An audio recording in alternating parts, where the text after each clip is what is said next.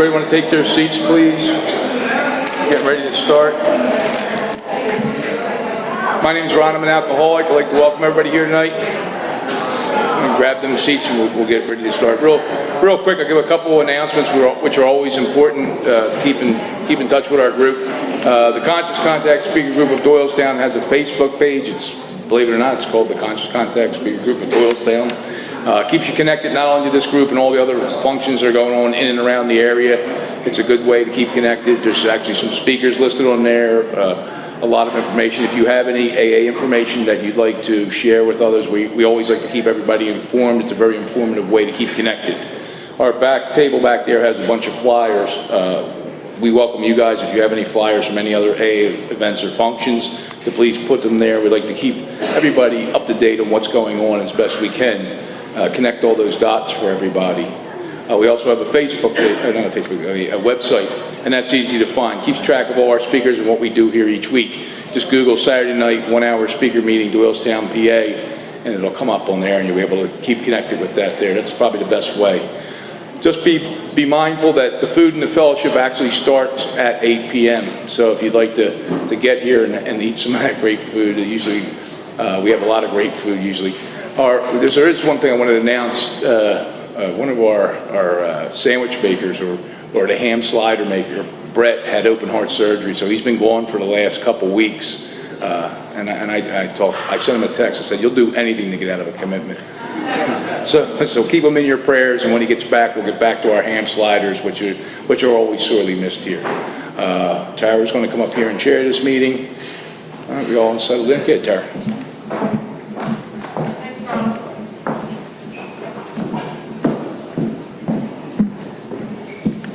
Hi, I'm Tara. I'm an alcoholic.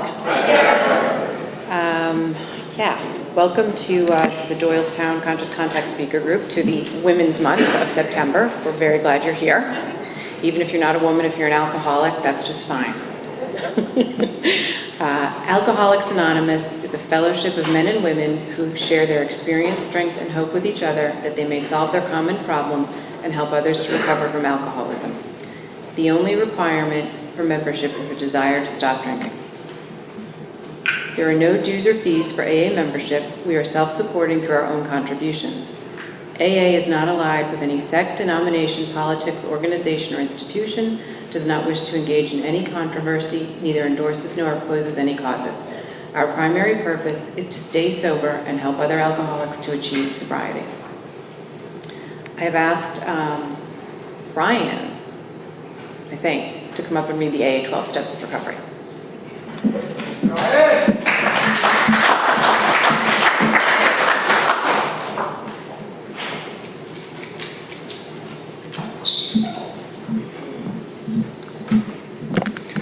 Good evening, everybody. My name is Brian, and I am an alcoholic. And these are the 12 steps of recovery. 1, we admitted we were powerless over alcohol, that our lives had become unmanageable. 2, came to believe that a power greater than ourselves could restore us to sanity. 3, made a decision to turn our will and our lives over to the care of God as we understood Him.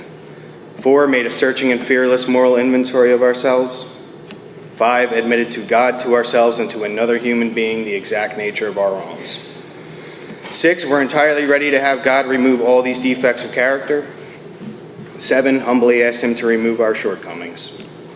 8, made a list of all persons we had harmed and became willing to make amends to them all. 9, made direct amends to such people wherever possible, except when to do so would injure them or others. 10, continued to take personal inventory, and when we were wrong, promptly admitted it. 11, sought through prayer and meditation to improve our conscious contact with God as we understood Him, praying only for knowledge of His will for us and the power to carry that out. 12, having had a spiritual awakening, as the result of these steps, we tried to carry this message to alcoholics and to practice these principles in all of our affairs. And I think Daryl's going to come up here and do the preamble.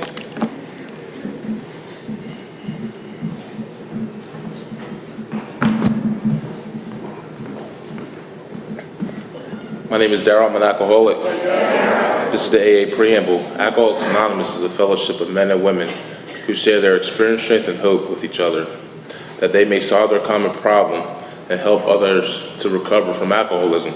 The only requirement for membership is a desire to stop drinking. There are no dues or fees for AA membership.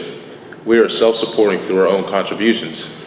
AA is not allied with any sect, denomination, politics, organization, or institution, does not wish to engage in any controversy, neither endorses nor opposes any causes. Our primary purpose is to stay sober and help other alcoholics to achieve sobriety.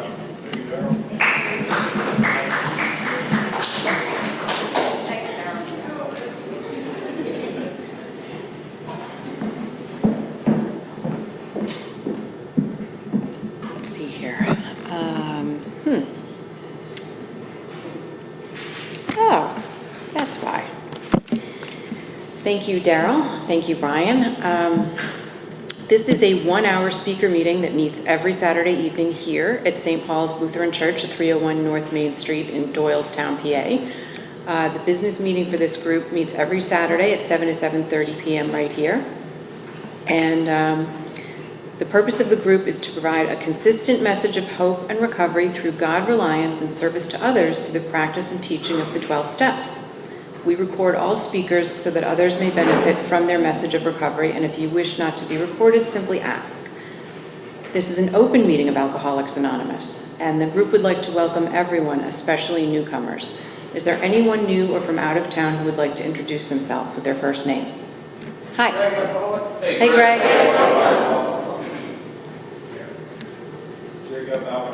Hi, Jacob. Welcome. In the back? Hi, Greg. Welcome.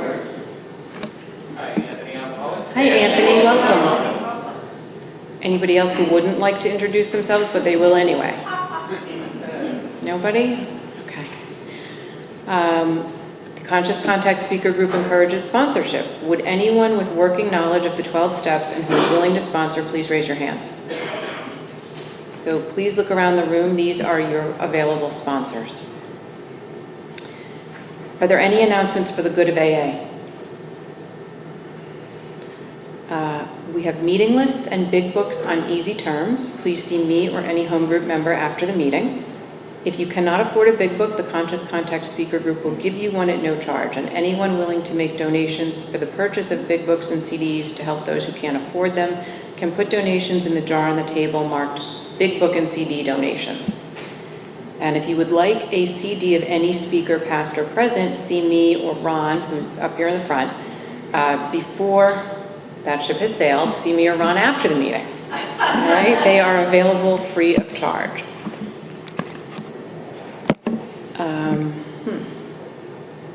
The seventh tradition.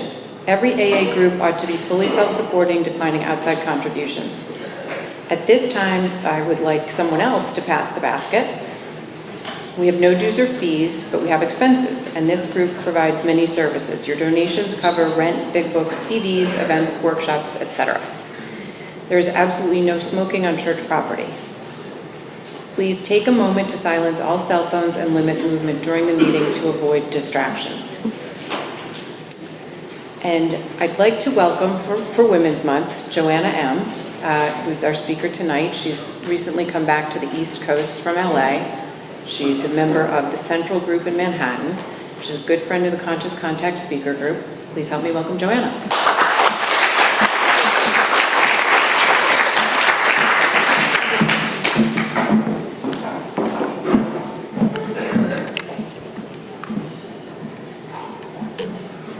Hi, I'm Joanna, and I'm an alcoholic. Thank you, Ron, for asking me to speak. It's always an honor and a privilege to show up for my sobriety. I got sober in Los Angeles on June 3rd, 2006. I moved home to New York City last year, so I've been back in New York for a year. I think that the best meetings in the world are in the city in which you get sober, so I miss LA meetings horribly.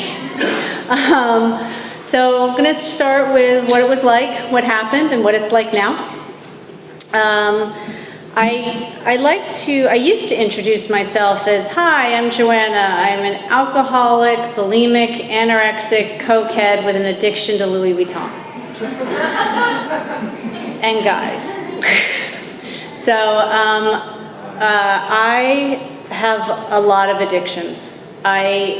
We have a saying in Los Angeles that if you're 5 years sober and you're not in at least 3 of these things, you're still in denial. I have worked 5 12-step programs at certain time. At one point, I was working all 5 simultaneously. I was out of work at the time, so I could do that. I believe in the 12 steps and in the spiritual teachings of the Big Book, and they work for me because nothing else did. I grew up in an era where you were teased on bourbon, and if you were misbehaving, a little shot of something actually was a good way to get you to calm down. So I really couldn't tell you when my first drink was. I was clearly when I was teething, though.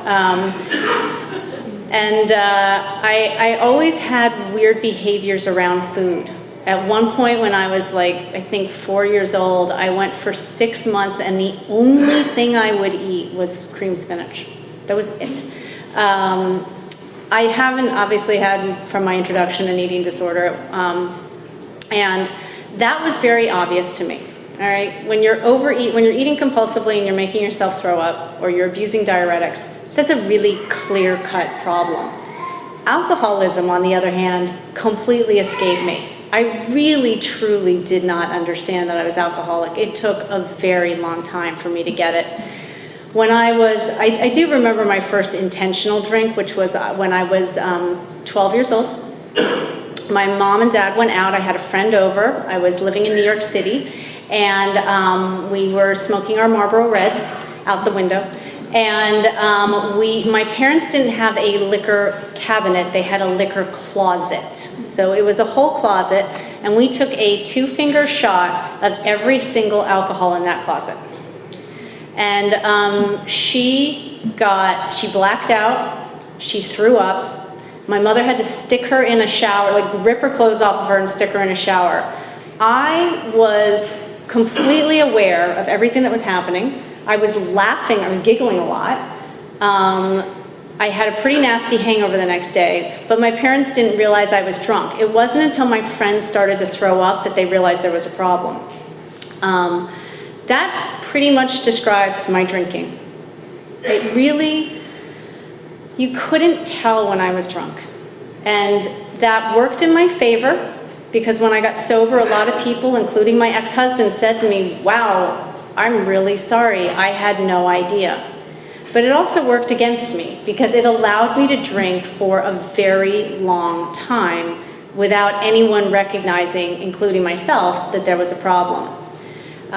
When I was 13 years old, pot came into the picture. At 15, cocaine. At 16, some psychedelic drugs. By the time I was 17, I could recognize that coke was an issue. And I decided that for college I was going to go to LA.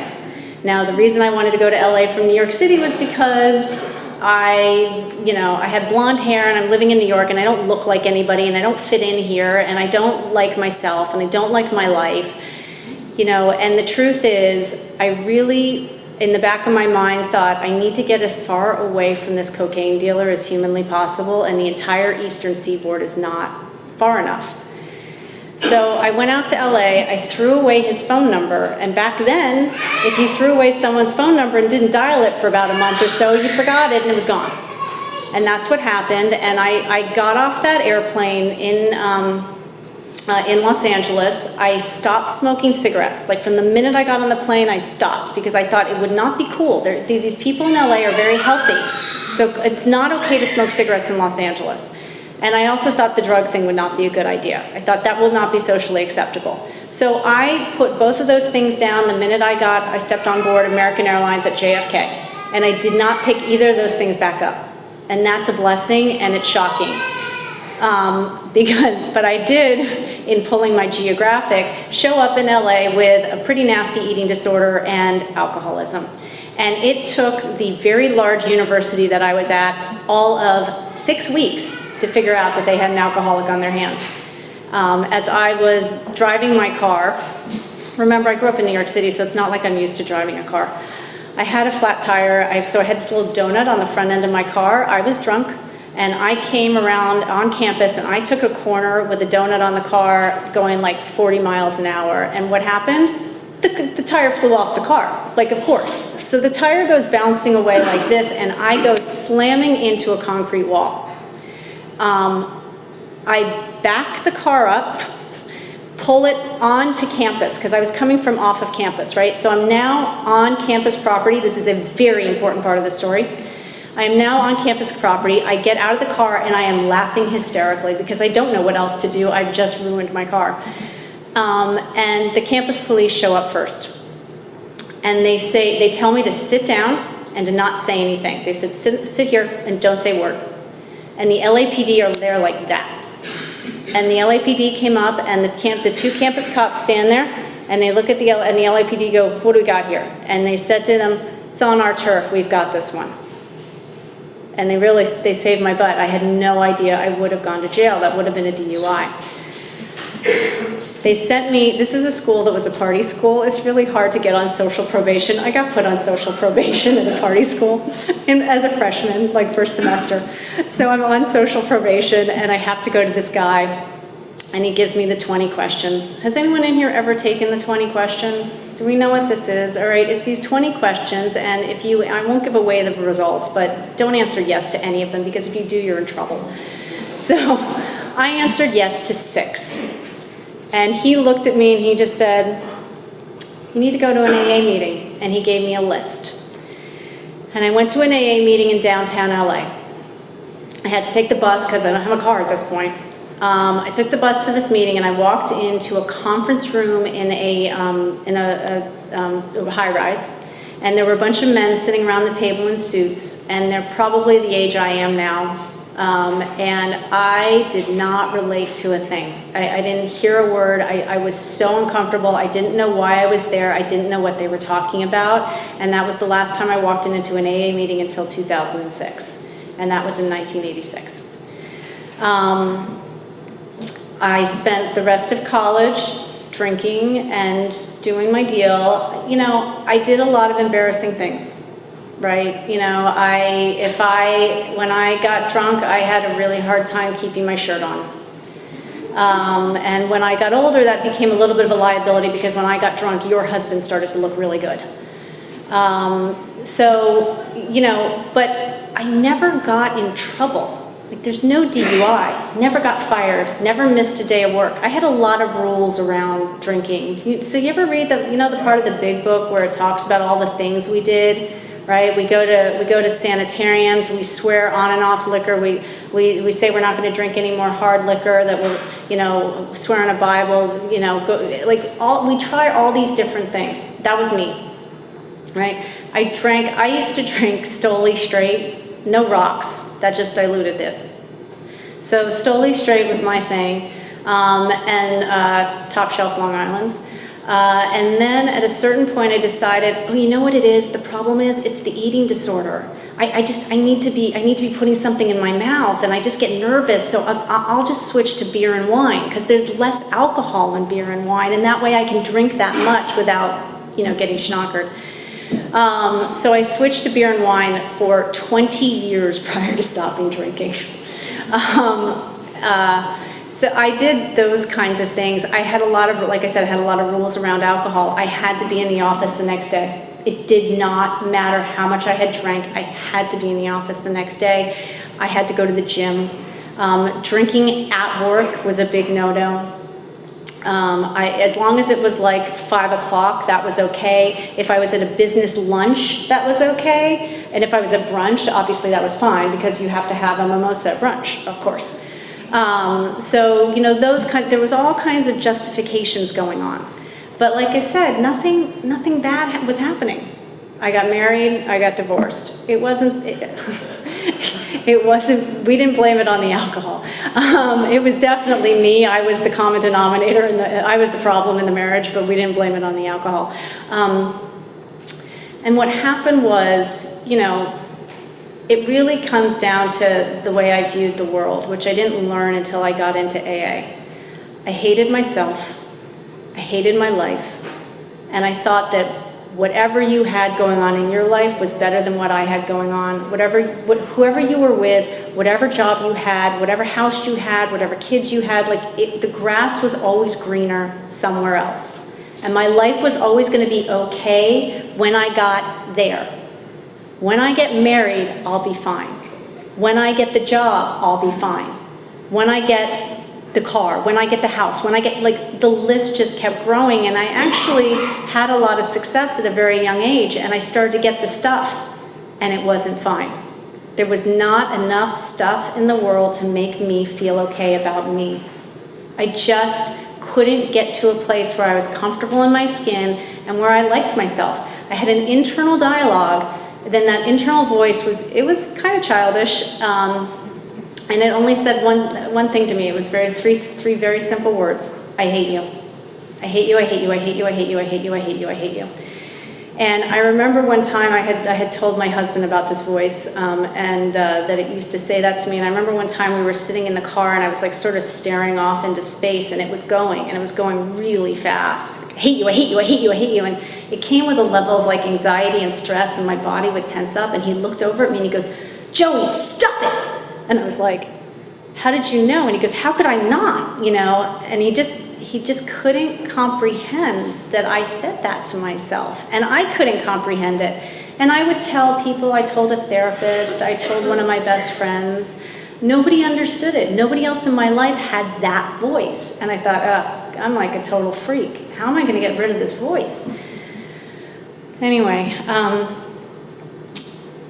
I'll tell you, in terms of the voice, what got rid of it was AA. It was the 12 steps in the God of my understanding. And that didn't come for many, many years after, until I got into sobriety. So essentially what happened was I had a really good life. It looked really good on the outside, but it did not feel good on the inside. I mean, there was nothing about it that felt good. I had the stuff, but it didn't matter. And I got divorced, and everything was my career. My whole life was my career. I married for my career. I divorced for my career. Everything was about my job. And I got a call one morning. I was driving home from the gym. It was my boss. He was in LA, and he said, Joanna, we're shutting down your division. And I was like, what? And he said, and we're announcing it in about 30 minutes at a press conference in Manhattan. And I was like, very impressed that they had pulled this off, because it's hard to keep a secret in my business, but devastated at the same time. And what preceded was 6 months of the most intense drinking I'd ever done. Because it was like, I was already like a tightrope walker who had fallen and was hanging on to the tightrope and looked down, and there was no net. Like someone had taken the net away. And my life became very small. And it was, I lived on Wilshire Boulevard in Los Angeles, in this kind of area where there's a lot of high-rises. And I lived in one of the high-rises, because you can take the girl out of New York, but you cannot take New York out of the girl. And so there were 4 restaurants on each of the corners by my apartment. And I would just go to those 4 restaurants, and I'd bring work with me, and I'd eat out every night. And I got to know the bartenders, and they would just pour me glasses of wine. I'd sit at the bar and I'd eat these nice dinners, and I'd be drinking a bottle and a half or more of wine every night. And my life just got super tiny. And remember those rules I told you? I broke one of them. I was in New York. I was on a business trip. I had to go for 2 weeks to New York City, because in shutting down our division, they were also opening a whole new brand, shiny new, toy for the company to play with. And I was charged with shutting down my division and helping start the new one, helping launch the new one. And so I went to New York. But by the way, I was not getting a job at the new one. I was just helping launch it. So I went to New York for 2 weeks, and I was writing this really big speech. And I was in the office, in our New York office, and I could not concentrate. I couldn't think. There was nothing going on up here, nothing.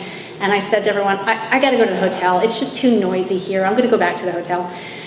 And I went to the hotel, and it was 5 o'clock at night, and I ordered a bottle of wine. I had an expense account. I ordered dinner, and I put the dinner on the room, and I put the bottle of wine on my personal credit card. And I have no idea why I did that. And I drank that bottle of wine in 20 minutes.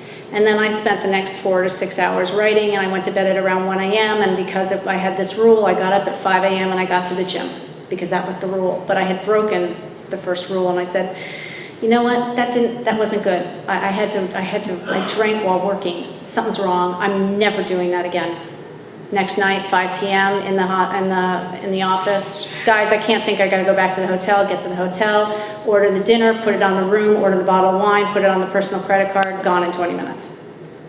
And I was like, something's really wrong. Called my therapist, because I was seeing a therapist at the time. She had apparently been telling me for 10 years I should go to AA. Never heard her say that. Swear to God, she had never said it. Still not willing to admit I was an alcoholic, and I said, can you find me someplace where I can go and like relax? I'm stressed. I'm really stressed about this job switch thing that's happening here, and God love her. She found me a place, I swear to this is what it said and she sent me the website. Are you a high-level executive experiencing a tremendous amount of stress? Are you using alcohol to help with that stress? Maybe eating a little too much. Do you find yourself coming home and taking a Valium when you don't need it? Come, we can help you. So I'm like, oh, good, executive stress retreat, I'll go. So I go down to this like really nice place in Newport Beach with this beautiful view, and there's sailboats going by and everything, and I get greeted at the door by a guy in blue gloves. And I'm like, what's that? And he's like, well, I'm gonna take you to your room. I'm like, why are you wearing gloves? He goes, because I have to go through your bags. And I was like, huh? So he goes through my bag and he takes my hairspray. Why are you taking my hairspray? Because it's got alcohol in it, you might drink it. I'm like, I'm not gonna drink my hairspray. So like, whatever. I still don't realize I'm in rehab. So then, my mother likes to say denial's not just a river in Egypt. So anyway, then I go to work out and they come running in. I'm like on the treadmill, they come running in, they're like, whoa, stop! And I'm like, what? And they're like, you can't work out for like 48 hours. I'm like, the whole reason I'm at this stress retreat is to like lose weight and then feel better. And they're like, but you might have, they thought I was gonna get the DTs, right? They had no idea how the level of my drinking. So they wouldn't let me work out, and I called my therapist and I'm like, gee, fix this. Anyway, at that point I realized I was in a rehab. And those people were really smart with me. They really were, because I really didn't think I had a drinking problem. And on my final day there, they said to me, you really might not have a drinking problem, but you do have some pretty bad habits around alcohol, and you really shouldn't drink for 6 months to a year. And by the way, because you have those bad habits, that could be a little bit challenging, so you might want to go to AA. Don't join the club. You don't need to join it, just audit the class. And I'm like, what does that mean? Like, what do I do? And they said, show up late, leave early, and don't talk to anyone. And I said, I can do that. Because I truly, truly didn't believe I was meant to be there. And so I did that for 2 weeks. I went to meetings, I showed up late, I left early, I didn't really talk to anybody, didn't identify as new. So what do you think happened, right? I'm now 45 days dry as a bone. I don't have alcohol, I don't have a job, like it is not good. And so I just lost my train of thought. Oh, so it's Saturday night, I go to a meeting, and I'm like, oh, I'm such a loser. I'm at an AA meeting on a Saturday night. Like, how low can life get? Anyway, so I go to the meeting, and it doesn't do the trick. Like, it really doesn't do the trick. And the rehab had told me, like, if you get jonesing for a drink, make the liquor store 20 minutes away. Because you can survive you can outlast a craving if you wait 20 minutes. The craving will go away if you wait 20 minutes.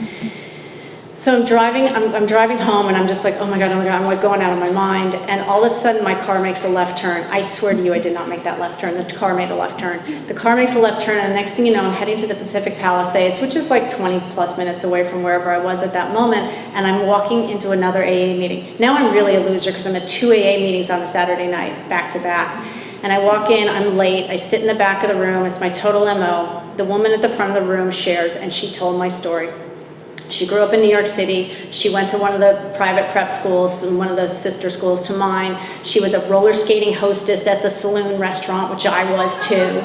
You know, like she went to Studio 54 when she was 12. Hello. You know, like the whole thing. Like she told my whole story. Tears just streaming down my eyes. And the guy next to me goes, we're about to ask, he goes, you should put your hand up, you're a newcomer. And I was like, how do you know I'm new? I was so offended. So anyway, I put my hand up. I did try to share, but I was crying too much, so really not much came up. And she basically said, come up afterward. And I went up afterward, and she told me about a women's meeting on Thursday mornings, and she said, please come to this women's meeting. I go to it. It's in the Palisades, and it's from 9:30 to 11. I was still working at that point, but I really didn't care. I was desperate, right? I mean, we become as desperate as the dying can be. And somebody threw out the life preserver that they talk about in the 12 and 12, and I grabbed it, thank God. And that woman became my sponsor, and she didn't become my sponsor because I asked her. She became my sponsor because at a certain point, I think she got tired of looking at me being so like harried and stressed out, and she said, why don't you let me sponsor you? And I said, you don't understand, I'm going to be allowed to drink in 6 months to a year, and I don't want to waste your time. She said, no problem, why don't we just start the steps anyway? And I said, okay. So I started calling her once every 10 days. I went to a meeting once every 2 weeks. You can hear how bad this is going. While I was at it as a newcomer, I found my higher power. His name was Joe. Anyhow, so, and I decided that because I was doing this AA thing and it obviously seemed to be something that I needed to do, that I was going to go to meetings that were in zip codes that were like known for wealthy men. By the way, that attitude landed me in SLA 3 years after that. So anyway, so I'm doing it like this for some time. It's not working. At 6 months, I'm like, I said to my sponsor, I'm coming up on 6 months, I'm going to be allowed to drink. And she said, how do you feel about that? And I said, I don't want to drink. I said, I want to drink badly, but I don't want one, I want a whole bottle.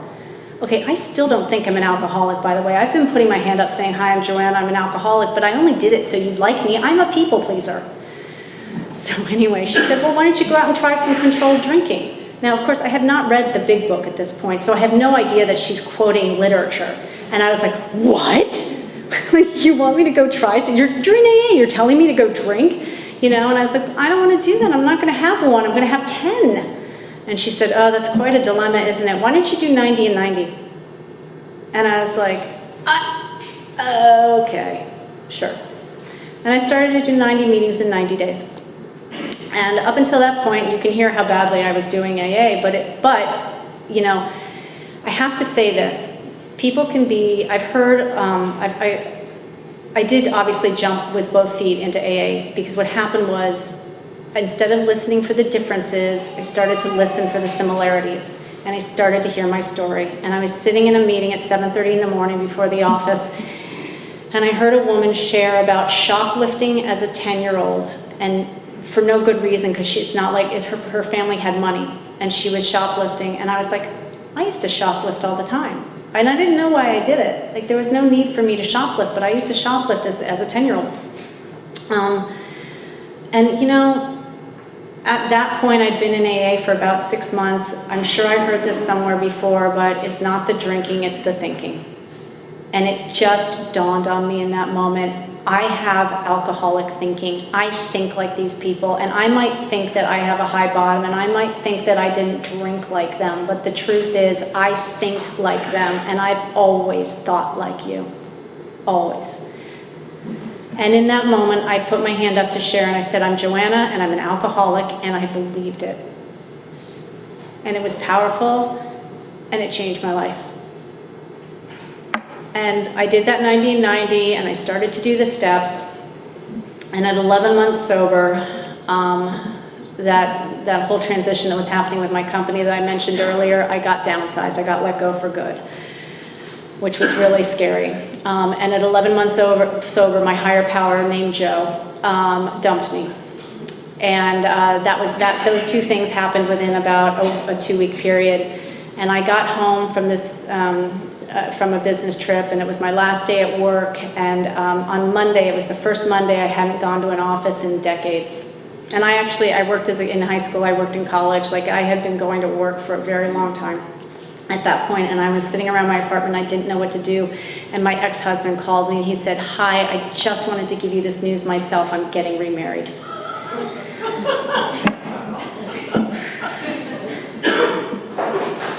I didn't want to drink, I didn't even want to use, I wanted to die.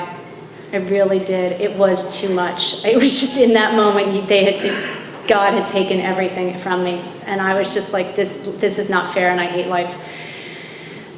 But at that point, I had smart feet, right? Because I'd now been doing it. I was now 11 months sober, and I had really, the program, I hadn't been working the program had been working me.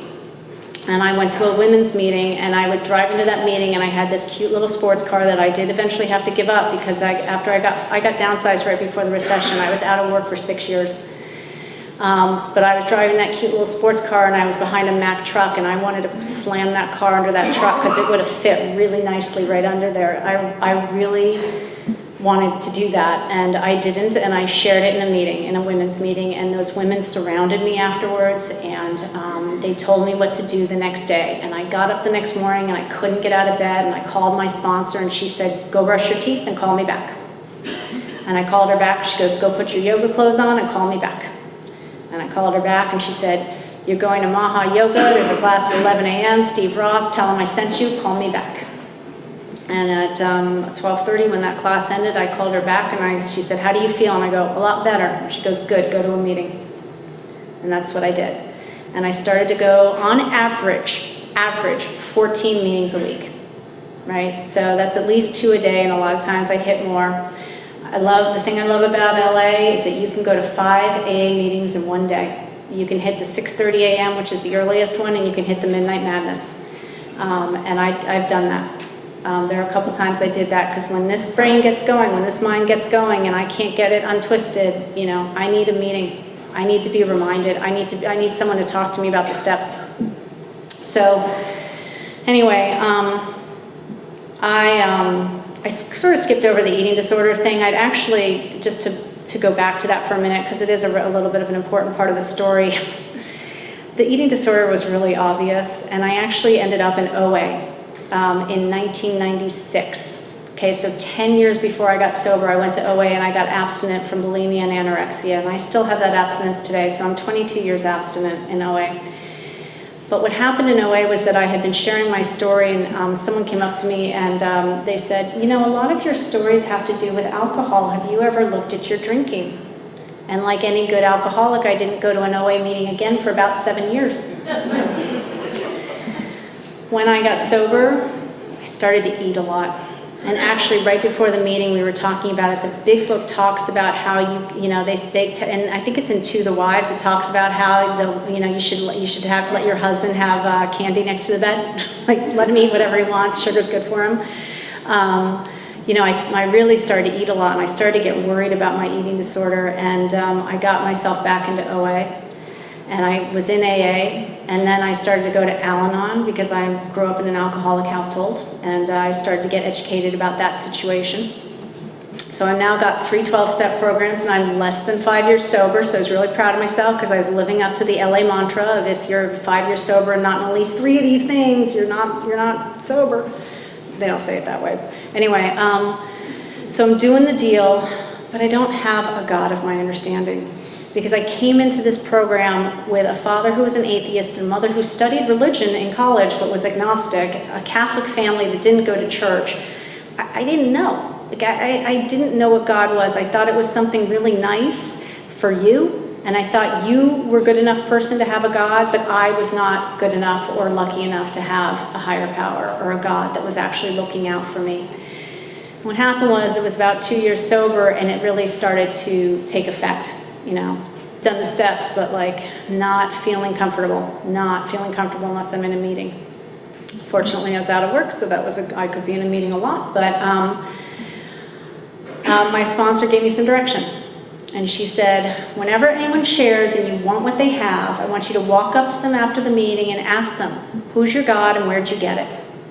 And then whatever they tell you, go do it. So I started to do that.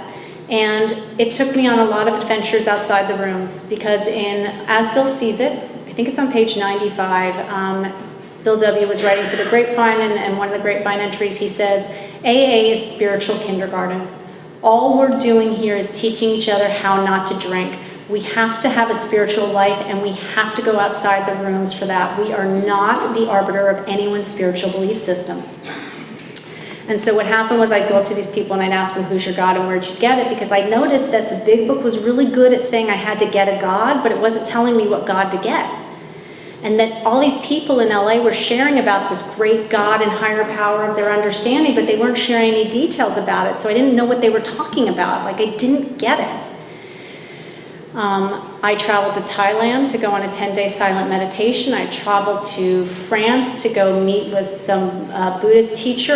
There was a spiritual center in LA that I went to for a long time. I listened to CDs, I read books, I read every spiritual tradition that you put in front of me. I am a spiritual mutt. There is I am a non-discriminating spiritual person. You tell me what to believe in God.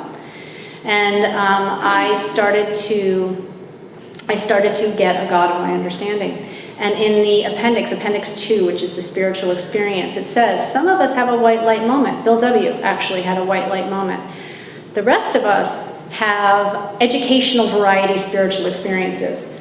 I am an educational variety spiritual experience, right? Mine is about knowledge, right? So every so often I'll be reading something and my brain will, I can literally feel my brain just kind of shift ever so slightly to that awakening moment, right? That it kind of just, and I have that awakening. So I started to really get on a pink cloud in a big way, and I was the obnoxious pink cloud girl. I was sitting there in meetings. If she had the right kind of God, she wouldn't be upset right now. Thankfully it was only in my head, but there was that self-righteous spirituality where I'm like, oh, if she had my God, she wouldn't have any problems. I really, because my sponsor said, God's your boyfriend. Have God take, have God take a walk on the beach with you, have God buy you flowers, have God take you out to dinner. And I really took that concept and ran with it, and it worked for me for a really long time until it stopped working. And what happened was life started to happen, and my life got really big. While I was out of work, I went back to school and I got a PhD in psychology. And in the process of getting that PhD in psychology, I started to run out of money. I landed myself in the money program. I got some really great tools from those people, and as a result of the tools I was given in that program, I ended up back in my old career. And it happened very quickly. And I was right back where I left, meaning from the same place in terms of my what I was doing for a living. And that was a huge blessing, and life got really big. And I started to travel around the world and go to a lot of events, and just, everything sort of came back into place. And I was still meditating every morning and praying every morning, and I had very specific ideas about things I wanted, and I got into this idea that I could manifest them. I really thought that positive thinking thing was working for me. I really, really did. And then 2010 happened, and in 2010, 12 people I know died within 12 months. 6 of those people died within 9 weeks of each other. The first one to die was one of my best friends, and she died in an accident, so it was very sudden, it was very shocking, and she left 2 kids and a husband, and it was a group of people I'd known since I was in college. They were the first people I met when I went to college at 18. And suddenly, this man, who I'd known since I was 18 years old, who I'd never thought twice about, wouldn't even think twice about. They'd been dating since they were in college. He and I fell in love after she died. And it was weird and not our doing. It just happened. And I remembered that it had happened in my own family, actually. My aunt had passed away, and my uncle was dating someone within a month. And my grandfather had done the same thing. So I apparently it's in my DNA. And we had a wonderful relationship, and truly, truly believed that Erica, you know, would have wanted her best friend there to help take care of her family and her husband, because that's the kind of person she was. The problem is, Erica's mom didn't agree with that idea. And she made our life pretty difficult, and the kids turned on us. And so for 2.5 years, we really tried to make it work, and we were going to get married. And I finally, after 2.5 years, said, I can't do this. And in one day, I cut him off, and I cut off everybody I knew from college. So that's 25 years worth of relationships gone. Because it was the only way I had to shut the door and move forward. I could not be part of that dysfunction. It was going to affect my sobriety. It was going to affect my abstinence. Like, I wasn't playing that game anymore, and it wasn't getting any better. You know, and I walked through that whole thing abstinently, soberly, and I walked through it also in SLA with sponsorship and sober in that program. And I can say that thanks to sobriety, that was the best relationship, the most intimate and close relationship I've ever had. It was also the most painful, and when he and I broke up, I had a crisis of faith. I had a really big crisis of faith. And I would call my sponsees, and I'd say, because you know, I talk about God with my sponsees all the time. Not my God, by the way. I talk to them about their God. Tell me about your God. How does God work here? How does God apply here? Anyway, and I'd call my sponsees, and I'd be like, talk to me about your God. I need your God right now because I don't have one. And they would, you know, and I was vulnerable with my sponsees, and I was vulnerable with my sponsors, and I was vulnerable in the rooms, and eventually it turned around. You know, and what happened was my God had gotten really small, and I was talking to an old timer, and she said to me, tell me about your God. And so I started to talk about my belief in God, and she goes, oh, you've got an icky God. And I was like, what? I was so offended by that, but she was right. I had the mean, punishing God. Where did that come from? So, you know, I had to like really rework that concept. And then I was sitting with another old timer, and she quoted out of the big book on page, I think it's page 53, and she said to me, God is everything or God is nothing, which do you choose? And I said, well, I choose everything. And she goes, if God's everything, then God's in this situation. And God's in your alcoholism. God's in every bad thing and every trauma and every drama that you've ever had. God is in it. Find that God. Because your God's not big enough right now. And she was right. And I had to do a lot of work. And I've done a lot of spiritual work in this program, and I'm grateful for that. And I have a God of my understanding, and sometimes I have a God of my misunderstanding. But today, you know, the thing about it is, I used to use things outside of myself to fill up this massive hole in my chest. Like, it was like a God-sized hole, and there wasn't enough stuff in the world to make me feel okay, and I don't need that stuff anymore. And I've gone through periods in sobriety of not having stuff, and I've gone through periods in sobriety of having it, and it doesn't matter. Both are fine. There's this story in the back and the end of the big book. It's called AA. I think it's called AA Taught Him How to Deal with Sobriety. And he says in it that life used to be ups and downs, like the high highs and the low lows, and the highs were great, but the lows were really tough. You know, and I had that too. I totally related to that. I had an issue with depression pre-sobriety and also in sobriety. I had a little depression in the beginning, and I've had panic disorder when I was in my 20s, and like all kinds of stuff, like, you know. And today, thanks to the 12 steps and sponsorship and sponsoring and prayer and meditation and really doing this deal the way it's prescribed, not the way I did it when I first came in, but the way it's doing it the way it's prescribed. You know, yes, I have highs and lows. I'm a human being. I'm supposed to. We're supposed to feel. But it's more like being on a kiddie coaster. It's not like being on Colossus, which is what it used to be. You know, and I had that, as I talked about that shift in thinking. Chuck C. wrote a book called A New Pair of Glasses, right? Because when we come in here and we do the deal and we walk and we go through the steps and we find a God of our understanding, we get a new pair of glasses, and that means I look at the world differently. So when I came in, I remember hearing, you know, if I made a list of everything I wanted in life, that, you know, they said something like, you know, we make a list of everything we want in life and it comes true. And I'm like, oh, they don't understand what's on my list. I want a private jet. Like I want things, I want big, like I want mansions, you know. They have no idea what's on my list. I'm never gonna get it all. And then I realized, I was reading step 2 in the 12 and 12, and it talks about how we're like children making an impossible list for Santa Claus. And I realized that it wasn't that my list was unattainable. It wasn't about the stuff. It was 2 things. It was that what was not on my list. And what wasn't on my list was I want to feel happy and content.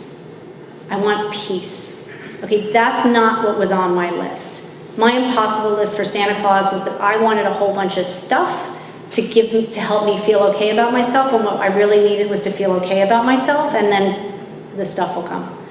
And then the second thing is that I didn't want to be a human being, meaning I didn't want to feel my emotions. I drank and used other stuff so that I didn't feel my emotions. And even when I came into AA and really jumped in, I thought that I could take the steps and God and wrap it around me like some super cape and not feel and not have life happen. It's just not true.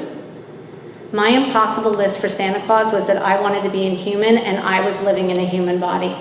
And in a human body, I'm going to be angry, and I'm going to say things I regret, and I'm going to feel sad, and I'm going to cry, which I used to hate doing, and I'm going to feel anxious and panicky when something happens at work and I'm worried I'm going to lose my job, and I'm going to feel sorrow when somebody dies. Like, I am meant to express and to feel.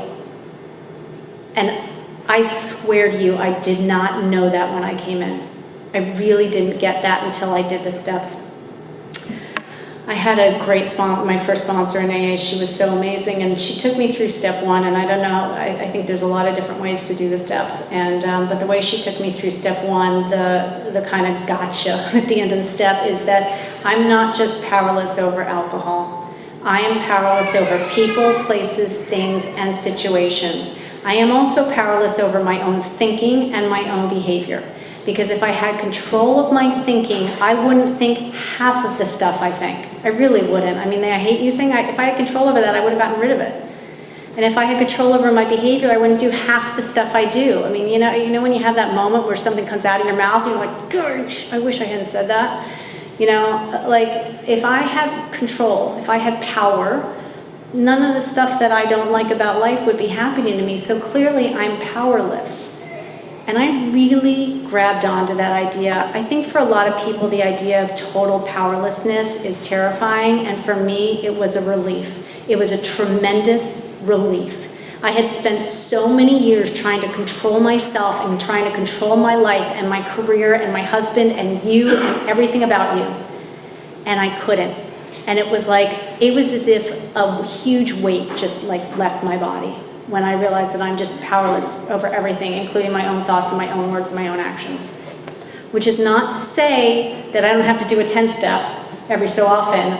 You know, I have to make amends when I do something that's not right, but I don't have to beat myself up and believe that I'm a horrible person because I did it.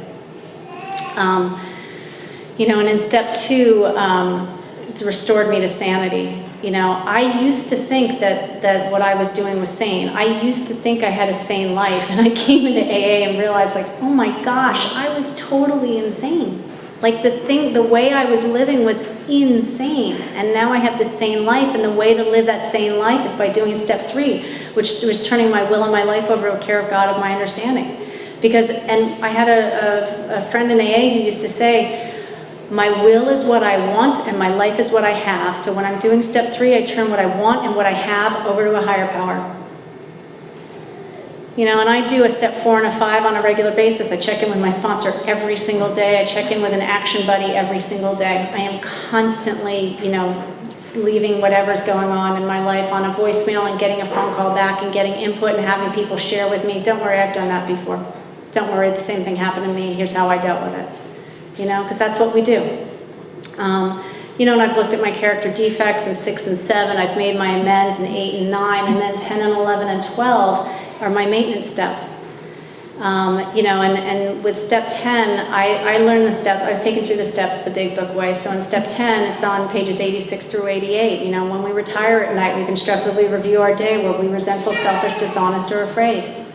And if I'm resentful, I got to do a 4-step, right? I've got a 4-step cooking, and I'll do a really quick 4-step, and I look at that character defect, and fear's on there every time. It's always fear.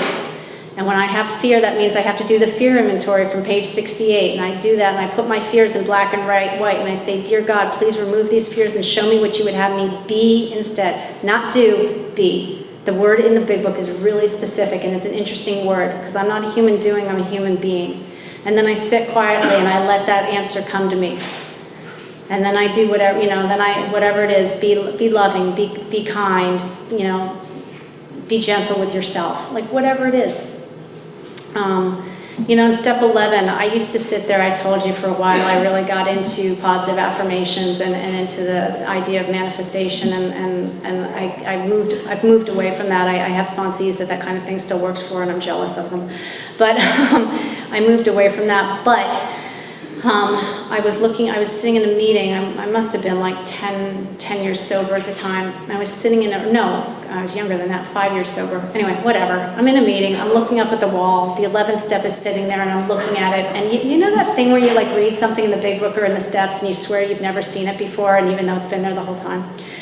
And I'm reading and it says, sought through prayer and meditation to improve our conscious contact with God as we understood Him, praying only for knowledge of His will for us and the power to carry that out. Where did that word only come in there? How long's that been in there? Right? Praying only for knowledge of His will for us and the power to carry that out. I had spent a lot of time praying for things. God, please give me this. God, please remove my alcoholism. Please remove this thinking. Please remove the situation. Please remove the eating disorder. Please help. Please, please, please, please. And my sponsor used to say to me, you are ordering God around like a servant. Stop it. When I pray, I say, God, please tell me, please reveal to me knowledge of your will for me. Right? I'm asking a question and I'm opening myself up to the answer. I can say, hey God, I'm really not happy with the situation right now. I'm really uncomfortable. I'm anxious. I'm sad. I'm scared, whatever. But the ultimate question is, please tell me what your will is for me. Because then I'm not telling, I'm asking, and I'm opening myself up to the meditation part. And by the way, the step says prayer and meditation, not or meditation. And meditation is not extra credit. That took me a little while to figure out, because when I came in here, I did not want to sit quietly in this head. This head was nasty, and I did not want to sit quietly with it. That sounded like a nightmare. Now, I love doing that. And then step 12, step 12 says having, as the result of these steps, right? Not a result, as the result of doing these steps, I have a spiritual awakening. Like, that's an amazing thing, right? I have a new pair of glasses. I can see life differently. And I just realized I'm not wearing my glasses and I can barely see that clock, but I think I'm at about an hour.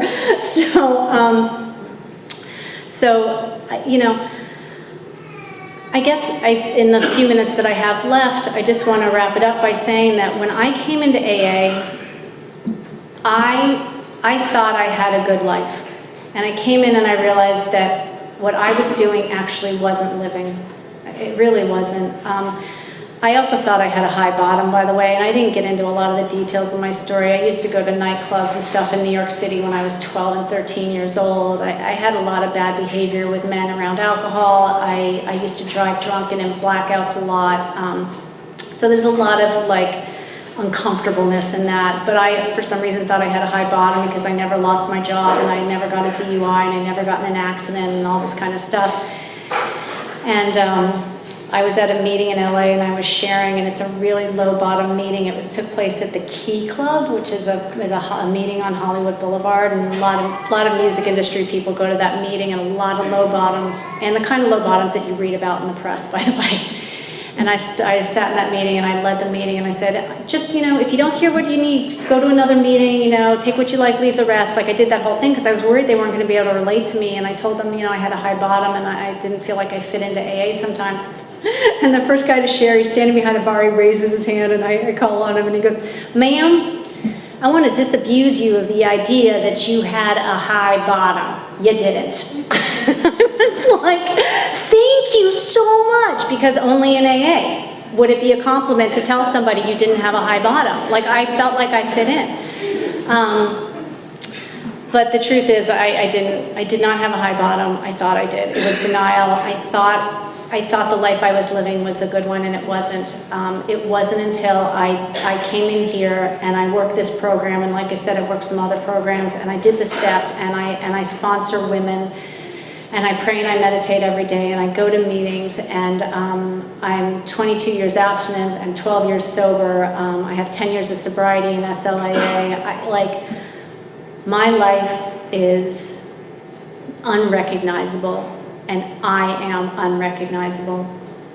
I'm a different person today, I'm a better person, and life is so much easier than it ever was, and that is all because of AA. It is 100% this program. There is no perfect way to work AA. I don't believe there is, because of the way I came in, doing it all wrong, not following any of the advice, you know, and yet I was able to stay and I was able to make it through, and it's a miracle, and I'm grateful for my sobriety, and thank you for my life.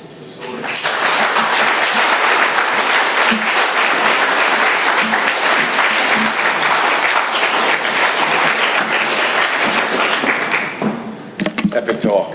We thank her one more time.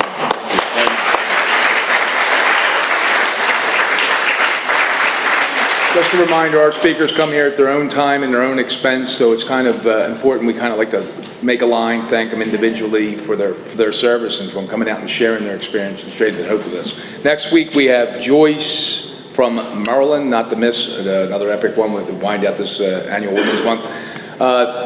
If you'd like to get involved, we have to put these chairs away. We have to leave. There's the alcoholic test. We got to leave 7 deep and 5 across, and the rest go on that. So if you get that right, you're not dumb. Anyway, we got a nice way of closing. Thanks for coming. Don't forget the meeting after the meeting.